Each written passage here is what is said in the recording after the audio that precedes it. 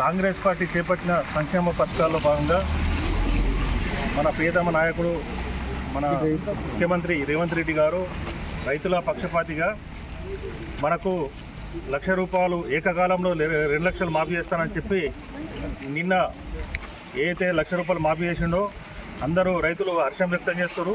అదేవిధంగా మరి ఈ నెల ఆఖరి వరకు 1,50,000 మాఫీ చేస్తున్నామని చెప్పిండు.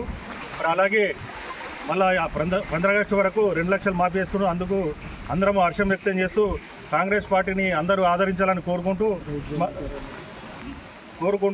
మా రైతు పక్షాన మా రేవంత్ రెడ్డి గారికి మరియు వినయ్ రెడ్డి గారికి బట్టి విక్రమార్ గారికి ధన్యవాదాలు తెలియజేస్తున్నాం. కాంగ్రెస్ పార్టీ రేవంత్ అన్న నాయకత్వం.